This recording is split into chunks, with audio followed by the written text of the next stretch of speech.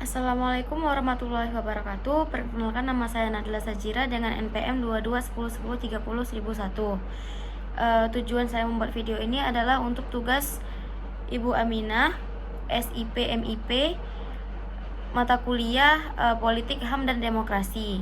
Nah, adapun judul materi yang akan saya jelaskan tentang apartheid di Afrika Selatan. Sebenarnya apartheid di Afrika Selatan itu apa sih?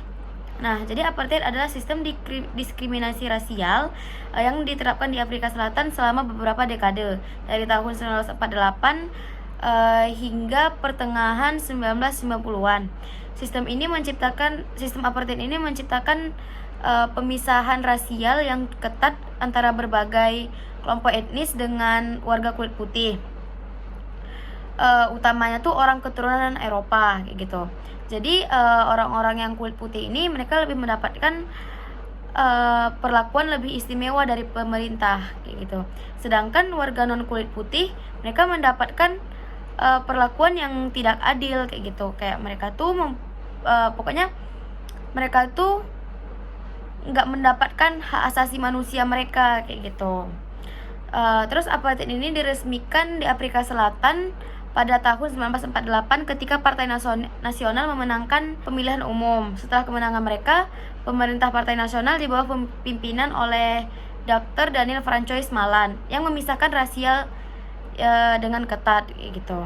Nah, selanjutnya saya akan membahas dampak sistem apartheid terhadap masyarakat Afrika Selatan, terutama kelompok yang menjadi korban diskriminasi. Nah, ada beberapa dampak. Salah satunya adalah diskriminasi sosial dan budaya. Jadi di sini sistem apartheid itu menciptakan pemisahan rasial yang kuat kan. Jadi mereka tuh setiap interaksi si kulit putih dengan si kulit hitam, mereka itu dibatasin kayak gitu. Terus perkawinan, persahabatan, pokoknya semua tuh mereka dibatasin kayak gitu.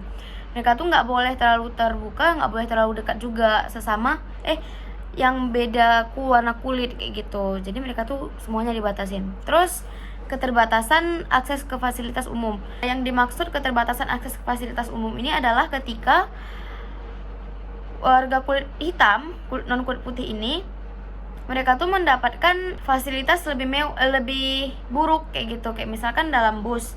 Jadi mereka tuh waktu di bus itu mereka mendapatkan bus yang kotor, yang jorok, yang bau, yang pokoknya yang busnya udah rusak kayak gitu. Sedangkan yang kulit putih ini mereka mendapatkan fasilitas yang lebih mewah kayak gitu. Busnya bersih, wangi, bisu kayak busnya baru kayak gitu. Kayak gitu juga dengan pemakaian toilet mereka tuh yang kulit hitam mereka mendapatkan toilet yang bau kayak gitu, yang nggak bersih kayak gitu.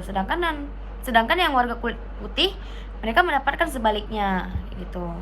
Selanjutnya ada kurangnya akses ke pendidikan berkualitas. Nah, di sini tuh pokoknya si warga kulit hitam ini mendapatkan akses terbatas ke pendidikan kayak gitu. Kayak mereka seringkali kekurangan dana, kurang sarana. Terus pokoknya sekolahnya tuh lebih kumuh kayak gitu. Sedangkan yang kulit putih ini mereka mendapatkan yang lebih mewah kayak gitu. Pendidikan mereka pokoknya kayak lebih bagus kayak gitu, lebih berkualitas kayak gitu, internasional kayak gitu. Selanjutnya ketidaksetaraan ekonomi. Nah, di ketidaksetaraan ekonomi ini pokoknya yang kulit hitam ini gajinya mereka dibatasin juga kayak gitu. Mereka mencari kerja juga dibatasin. Enggak semua perusahaan menerima orang kulit hitam kayak gitu. Pokoknya pendapatan yang mereka dapatkan pun itu nggak banyak kayak gitu. Misalnya orang kulit putih mereka mendapatkan 7 juta per bulan, sedangkan yang kulit hitam mendapatkan 2 juta, di mana 2 juta itu nggak cukup untuk memenuhi kebutuhan kehidupan kita kayak gitu. Apalagi kalau misalkan si kulit hitam ini berkeluarga, jadi itu pasti nggak cukup kayak gitu kan. Selanjutnya ada perpindahan paksa dan kehilangan tanah. Nah, di sini orang kulit hitam ini mereka tuh dipindah paksa untuk memberikan tempat bagi pemukiman kulit putih kayak gitu. Pokoknya mereka diusir dari tempat tinggal mereka untuk memberikan tempat tinggal ke si kulit putih gitu. Itu kan sebenarnya nggak adil ya. Itu udah melanggar HAM mereka sendiri kayak gitu. HAM si warga kulit hitam ini. Jadi kan karena mereka nggak punya tempat tinggal, jadi mereka kayak harus tinggal di pinggir jalan kayak gitu, dimana itu sebenarnya nggak layak untuk dijadiin tempat tinggal. Selanjutnya ada kekerasan dan represi. Nah, pemerintah apartheid menggunakan kekuatan militer dan polisi untuk menindas perlawanan terhadap sistem ini. Jadi intinya tuh pokoknya kalau misalkan si kulit hitam ini demo kayak menyuarakan suara mereka, si kulit hitam ini bakalan mendapatkan kekerasan dari polisi atau militer kayak gitu, karena pemerintah gak menerima kritik pada saat itu. Selanjutnya, peran pemerintah dalam mendukung dan menjalankan kebijakan apartheid. Nah, pemerintah Partai Nasional di Afrika Selatan memiliki peran sentral dalam pendirian dan menjalankan kebijakan apartheid selama beberapa dekade. Namun perlu diingat bahwa saat ini sangat kontroversial dan telah diakui sebagai tindakan pelanggaran hak asasi manusia oleh komunitas internasional. Ada beberapa peran Partai Nasional dalam mendukung dan menjalankan kebijakan apartheid ini. Yang pertama, ada pendiri apartheid. Nah, pendiri apartheid adalah Partai Nasional sendiri kan, yang berkuasa sejak tahun 1948. Partai ini yang mengambil inisiatif untuk memperkenalkan sistem apartheid kayak gitu.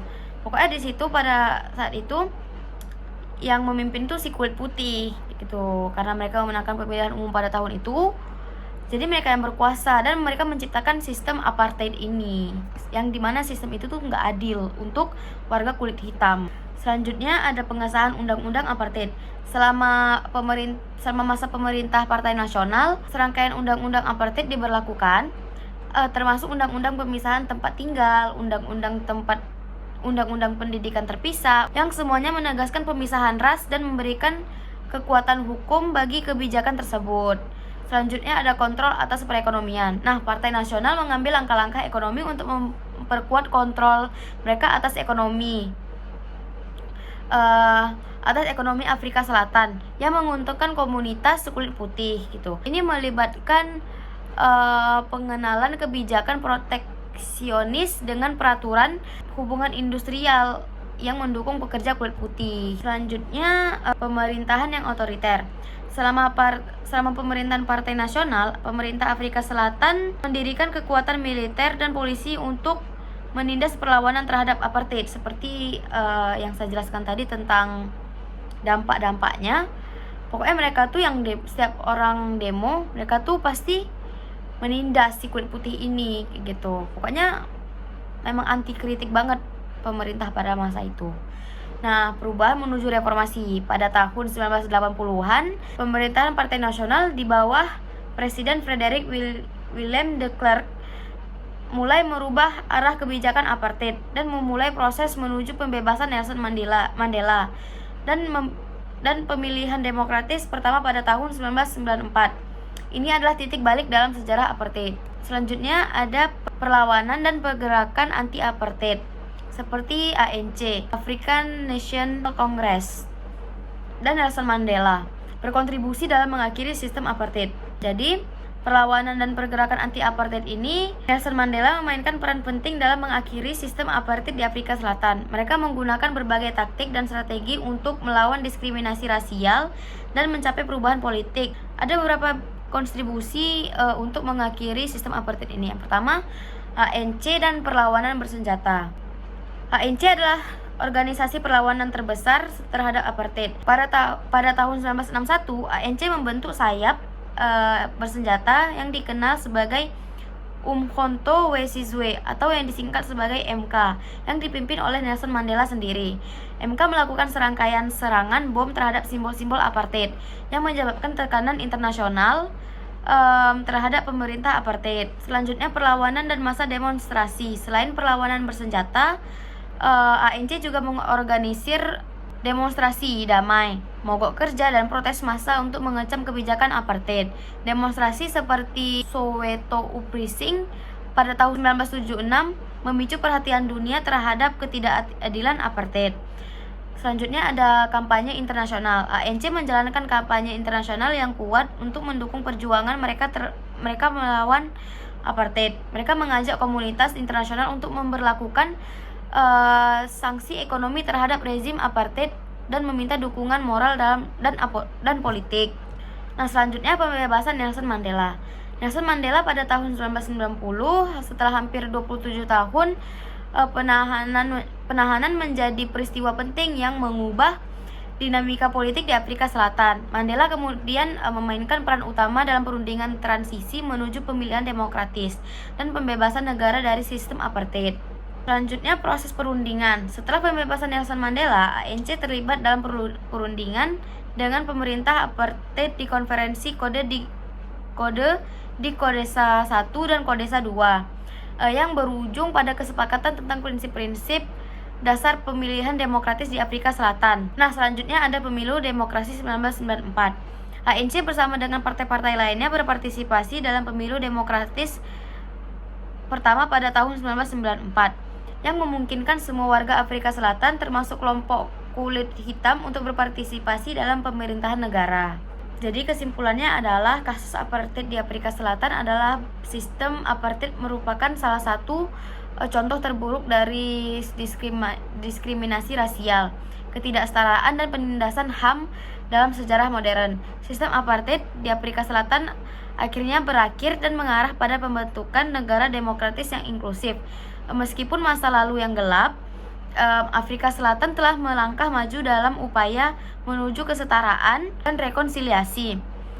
Kesimpulan ini juga mengingatkan kita tentang pentingnya terus berjuang untuk hak asasi manusia dan keadilan di seluruh dunia. Jadi sekian dari saya, mohon maaf bila ada kesalahan. Assalamualaikum warahmatullahi wabarakatuh.